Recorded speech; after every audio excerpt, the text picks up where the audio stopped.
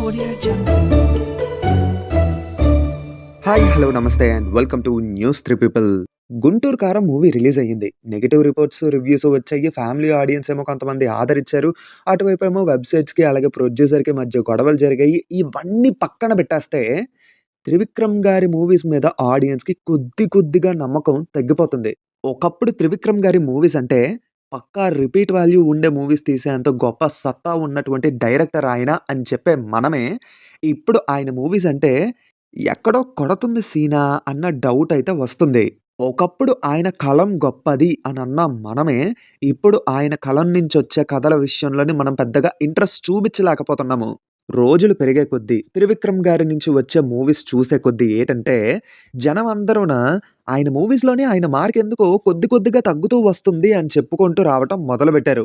దానికి తోడు 'గుంటూరు కారం' మూవీలోని ఆయన మార్క్ అయితే కంప్లీట్‌లీ మిస్ అయిపోయింది.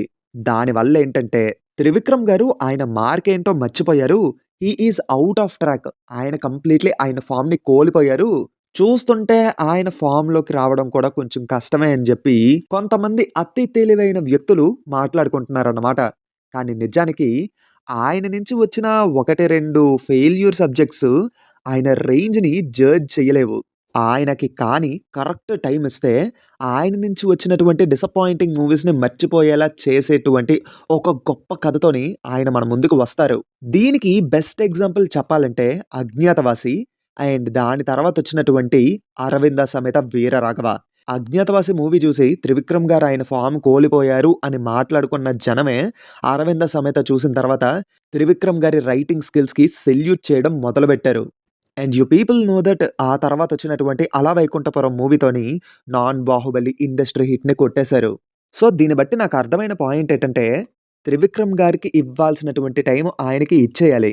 ఆల్రెడీ మనకి చాలా క్లియర్‌గా అర్థమైపోయింది. 'గుంటూరు కారం' మూవీ విషయంలోని రీషూట్స్, రీస్కెడ్యూల్స్ అలాగే కథలో కూడా చాలా చేంజెస్ జరగడం మూవీని ఒక ఎత్తు వరకు దెబ్బతీసింది అని జెప్పి మనకు అర్థమయ్యింది. అలాగే చాలా న్యూస్‌లు అండ్ అప్డేట్స్ కూడా వచ్చాయి.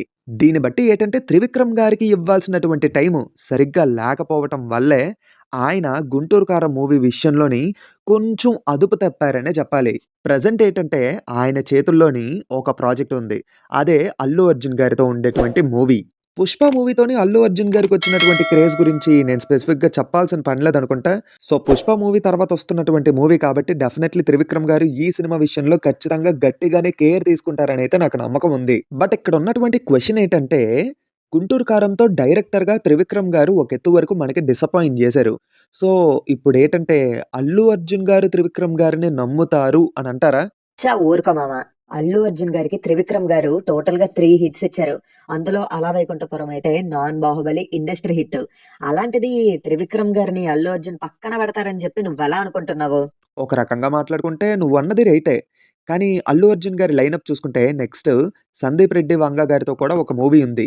మేబీ ఆ మూవీ తర్వాత త్రివిక్రమ్ గారితో వర్క్ చేస్తారో, లేకపోతే త్రివిక్రమ్ గారి మూవీ అయిన తర్వాత 'సందీప్ రెడ్డి వంగ' గారి మూవీ వస్తుందో అనేది ఒక క్వెషన్ మార్క్‌గా అయితే ఉండిపోయింది. బట్ నేను గెస్ చేస్తున్న విషయం ఏంటంటే, వాళ్ళ కాంబోలో వస్తున్నటువంటి మూవీ డెఫినెట్‌లీ పెద్ద బ్లాక్ బస్టర్ అవ్వాలని చెప్పి అల్లు అర్జున్ గారు త్రివిక్రమ్ గారికి కంప్లీట్‌లీ టైమ్ ఇచ్చి, ఈ గ్యాప్‌లోనే అల్లు అర్జున్ గారు 'సందీప్ రెడ్డి వంగ' గారి డైరెక్షన్‌లో మూవీ కంప్లీట్ చేసుకొని, ఆ తర్వాత త్రివిక్రమ్ గారితో మూవీ చేస్తారేమో అని నేను అనుకుంటున్నా. అంతే కాకుండా త్రివిక్రమ్ గారు అలాగే జూనియర్ ఎన్టీఆర్ గారి కాంబినేషన్‌లో కూడా ఒక మూవీ బ్యాలెన్స్ ఉండిపోయింది. యాక్చువల్లీ జూనియర్ ఎన్టీఆర్ గారు కొరటాల శివ గారితో 'దేవర' మూవీ అనౌన్స్ చేయడానికి ముందు త్రివిక్రమ్ గారు అలాగే జూనియర్ ఎన్టీఆర్ గారి మూవీ అయితే అనౌన్స్‌మెంట్ అయ్యింది. ఐ థింక్ మీలో చాలా మందికి గుర్తుండే ఉంటదనుకుంటున్నా. అయితే డ్యూ టు సమ్ రీజన్స్ ఆ మూవీ అయితే షెల్వ్ అయిపోయిందని చెప్పి జనం అనుకుంటున్నారు. కానీ నిజానికి అది షెల్వ్ అవ్వలేదు. ఆ ప్రాజెక్ట్‌ని పక్కన పెట్టారట. ఎందుకంటే నాగవంశి గారే ఒక ఇంటర్వ్యూలో ఈ విషయం చెప్పడం జరిగింది. అది చాలా లార్జ్ స్కేల్‌లో ఉండబోతుంది. సో, దాన్ని వెంటనే హర్రీ బర్రీగా చేయడం కరెక్ట్ కాదు. ఒక ప్లానింగ్, ఒక పద్ధతి, ఒక విజన్ ఇవన్నీ జాగ్రత్తగా ప్లాన్ చేసుకొని ఆ తర్వాత ఆ ప్రాజెక్ట్‌తో ముందుకొస్తాము. ఆ ప్రాజెక్ట్ అయితే షెల్వ్ అవ్వలేదు. డెఫినెట్‌లీ ఆ ప్రాజెక్ట్ వస్తుంది. బట్ టైం పడుతుంది అంతే అని చెప్పడం జరిగింది. కానీ 'జూనియర్ ఎన్టీఆర్' గారు అలాగే 'త్రివిక్రమ్' గారి కాంబినేషన్‌లో మూవీ అంటే ఇంకొంచెం టైం పడతదని అనుకుంటున్నా. ఎందుకంటే ప్రెజెంట్ 'జూనియర్ ఎన్టీఆర్' గారి లైనప్ చాలా పెద్దదే ఉంది. So, it will take some time. ఇంతకీ 'త్రివిక్రమ్' గారు డెఫినైట్‌లీ కమ్‌బ్యాక్ ఇస్తారన్న నమ్మకం మీకుందా? మీ ఒపీనియన్ ఏంటో కింద కామెంట్స్‌లో చెప్పండి. నాకైతే ఆయన చాలా స్ట్రాంగ్ కమ్‌బ్యాక్ ఇస్తారన్న నమ్మకం చాలా గట్టిగా ఉంది మామ. ఎందుకంటే చెప్పాను కదా! ఆయనకి టైమ్ ఇస్తే జనాలకి గుర్తుండిపోయేలా ఒక అద్భుతమైన సినిమాని తీసి పెడతారు. సర్లే గాని మీరు 'జూనియర్ ఎన్టీఆర్' గారు అలాగే 'త్రివిక్రమ్' గారి కాంబినేషన్ కోసం వెయిట్ చేస్తున్నారా? లేకపోతే 'అల్లు అర్జున్' గారు అలాగే 'త్రివిక్రమ్' గారి కాంబినేషన్ కోసం వెయిట్ చేస్తున్నారో కింద కామెంట్స్‌లో చెప్పండి. అంతే మామ. ఇంతటితో ఈ వీడియో సమాప్తం. ఈ వీడియో నచ్చితే ఖచ్చితంగా వీడియోని లైక్ చేయండి. అలాగే మా ఛానెల్‌ని సబ్స్క్రైబ్ చేసుకోండి. మళ్ళీ కొత్త వీడియోతో మీ ముందుకు వస్తాను. Until then take care and bye by.